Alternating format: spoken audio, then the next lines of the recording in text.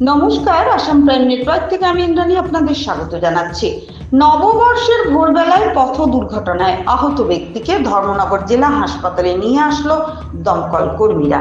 এক দমকল কর্মী জানিয়েছেন, আজ 15ই এপ্রিল মঙ্গলবার ভোর 4টা নাগাদ দমকল অফিসে খবর আসে ধর্মনগর মহকুমার দেওয়ানপাশা 3 নম্বর ব্রিজ সংলগ্ন এলাকায় এক ব্যক্তি আহত অবস্থায় রাস্তায় পড়ে আছে।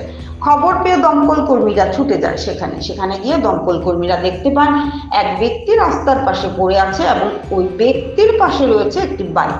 ওই ব্যক্তির মাথা থেকে রক্তক্ষরণ হয়েছে এবং সেই রক্তগুলো শুকিয়ে লেগেছিল বলে জানান দমকল কর্মী। দমকল কর্মীরা সেখান থেকে ওই ব্যক্তিকে উদ্ধার করে ধর্মনগর জেলা হাসপাতালে নিয়ে আসে। যেহেতু ওই ব্যক্তি সেই সময় পর্যন্ত কথা বলতে পারছিল না, তাই তার কোনো পরিচয় পাওয়া যায়নি। আহত ব্যক্তির ধর্মনগর জেলা হাসপাতালে চিকিৎসা চলছে বলে জানায় দমকল কর্মী। দমকল কর্মীর কাছ থেকে বাইকের নম্বর পাওয়া যায়। বাইকের নম্বর TR05F7900। ভানুচন্দ্রের রিপোর্ট, আসাম প্রাইম নেটওয়ার্ক।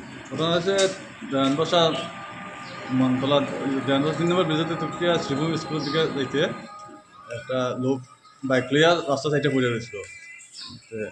বাইকের নাম্বার TR05F7900।